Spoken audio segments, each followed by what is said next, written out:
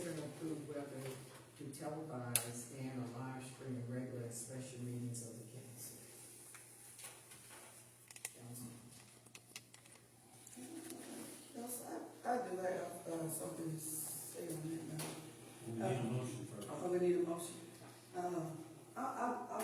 move that we do not accept removing the city, televising the city on YouTube or for the public to review. There's a motion to not remove, as he's right, say not remove the television and televising or live stream. Okay, we can move this second on. Discussion, I'm sorry. That's all here. Okay, any discussion? No discussion? I have something. Okay. On that, the reason why, that I brought this up, I'd like to, I want to explain Okay. why I asked to discuss the ending of streaming. It's not about hiding anything from the public. It's about how the meetings have been embarrassing and now being seen far beyond our city. Far beyond our city. Meetings once it took 30 minutes, now take 2 hours or more. That time is spent meeting the need, is not spent meeting the need of the city, but spent arguing, lies, and drama. Since I have been on council, we have not needed a written policy for council. That's because we had council members who acted in good faith, even when they disagreed. People respecting the process and each other. Now it's changed. It seems that one council member now uses her position to cause chaos, spread false information, and attack others. I believe that since she did not get what she wanted on EDC, now she wants to use her position to hurt the city in other ways she can. I volunteer as a council member to help and serve the city. I refuse to volunteer my time and sit here to be a part of this embarrassment. Council members get an agenda a full week before each meeting. That gives plenty of time to read, ask questions, and get clarity. Meetings should not be the first time questions are asked or homework is done. Council members are here to make choices for the city, not to run stout day to day. That's why we have city manager and city attorney. Let them do their jobs. Live streaming has become a platform for bad behavior instead of a way to keep the public informed. It shows chaos, not real leadership. People outside Crockett, including business and families, thinking about moving here, see this and believe it represents our city. It does not. Real openness means showing up. Council meetings are open to everyone. Everyone who wants to know what's happening in the city can attend, listen, and take part. Sitting at home and posting comments after the meeting are over and voters are already taken. It's not, I'm sorry, I'm not still on the. But anyway, I'm not against the public knowing what we do. I'm against chaos and hate being used to hurt our city. That is why I'm requesting council to review and adopt clear rules for council, so meetings can return to being respectful and focused on serving our city.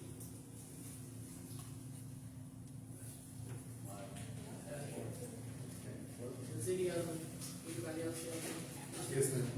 I was in support of, discussion on this agenda item because I can see it as a double-edged sword. I see the need for accessibility, while I can understand what Mr. Morris is saying as well. The need we need to have and come together for discussion is apparent. I mean, we don't control each other's voices, we don't control each other's actions. We agree to disagree, and we come together to have, we come together to debate. And, you know, that's the joy that I have, to debate, to hear the other person's side, idea, agenda, or that person's ideas. And when we lose sight of that goal, of that agenda in itself, I feel like we do need to maybe go in another direction, and we do need to come up with policies and procedures, guidelines, rules, and regulations to adhere to be better, to better ourselves. With that being said, like I said earlier, with this being a two-edged sword, I do see the need for accessibility. We can't take away accessibility to the public. I myself am in support of discussion of this topic, but I do not see the need to take away the live stream or this service, because this service is a need. But I am here for the debate to be had. Thank you. Just have a couple of questions. Of course, I have been on the council for a couple of years. How long has it been being beaten? When did it start? During COVID. What was the purpose? At that time? No, you, no.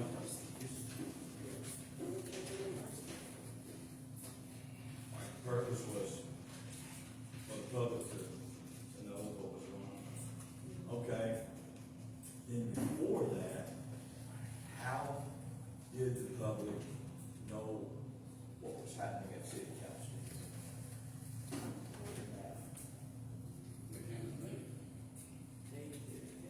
Well, was there another avenue for it to be? Was it in the paper? Can anybody remember that far back? So maybe, and I'm just, It was covered. okay. So if it was in the paper, more than likely, then probably just the results of each thing that the city, that the council voted on. So then if it started during COVID, I understand that. But also, I understand also too that people may have a challenge in getting here, but some of us on the council do too. When we come to the council meetings, we're certainly not coming here for the money. We're coming here to serve our city, and I understand. I don't like the, my belief is we don't have to be unified to be uniform. We can have disagreements on things, as well as us as a council and then the constituency of our city that we're striving to serve. I'm not one for division, but I am one for discussing everything. And I try to make my decisions, just from, common sense. I know that there's people out there in the viewing land that know more than I do. I learn that every time we have a council meeting. So my idea is what I would like to do, and hopefully they're watching tonight. Some of those people maybe run for these positions and offer their, come do what we do and offer. There was rather than And in all honesty, since I've been on the council, I mean, I've actually enjoyed serving. I used to be on the Chamber of Commerce Board for years, enjoyed that. When I moved to town, I got persuaded to be on council. Well, I've enjoyed this, I've enjoyed, and I would like to enjoy it again. But right now, it seems as if that every decision that's made, and I know we strive to do what's right, but every decision that's made, someone want to say something? It's not. Okay. Every decision that's made, there's always somebody out there that knows a better way. And there may be on each decision that we make. But we're striving to do what's best for our city. And I think then if this happens and it's no longer video, we go back to pre-COVID, then maybe the newspaper could put it in the paper. I mean, if that happens, I don't know. But where we are. I just know that it hadn't been video. It wasn't marketed. It wasn't indeed. And like you said, I understand what you're trying to say, the pros and the cons. But I think even as a council, the elected council people have a responsibility not only to throw out stuff during the meeting, but it should have had some dialogue, not only to check what you're saying, that doesn't create chaos. Not chaos, but doesn't create confusion. So if it's coming off as making it look like drama, it look like real live TV, I don't know how to watch that, but in that sense. But in order for it to look from a professional level, it needs to be not accusation thrown out at anybody. If your facts are there, just state your facts and share that information instead of your personal emotion. I'm not saying you could be emotional. I think it's just looking like a drama. When you watch it back on TV, it seems like everybody's saying, let's look at the drama. And I think the point is still being missed about what the actual conversation should be. And people are not hearing the message, they're seeing the motions. And have a really hard time with that being projected. And so at the end of the day, I don't think the community is hearing the message of what the actual item was and what the real concerns were, as much as they are seeing, oh, did she get mad, did he get mad, did he tell him off, did that? And I'm thinking that the responsibility as a council, and even as a community, but since the council is elected to represent the people, I think it should be just stated, even if it's your interpretation of the facts, I guess, but it shouldn't be always an opportunity to lead to argumentative. And so people do have the right to do it. And some people, as was said, there are a lot of people now watching on TV that never really bothered with coming to the council because of the sensationalism. It seems like that's the response I get a lot of times. But Giving us a bad name.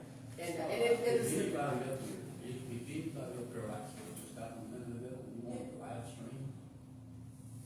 Don't like that. But you know what? I feel like this 2026, man, that's part of what's going on. Everything that We you can't hide, it's like we're trying to hide something. No, it's not. I mean, It's not. I live in reality, man, you're gonna have to sit down, okay? Yeah. Don't take it from the book just because you don't know what's going on. A lot of people, it's good for a lot of people to see what's going on. What's going on with the council, the arguments, we can fix that ourselves. Yeah, and that's what my concern. Don't take it from the book because they have to be, they go back and rewind and see what's going on. And I that's think that's in good. the A lot of question. people out here can really see what's going on. Don't hide it. It's like you're trying to hide something. Okay. We're not talking about that's at this point. So, I want to say, I don't know what I wanted to see from CIBC, I'm not here. But, I want to say this, I personally, I feel is that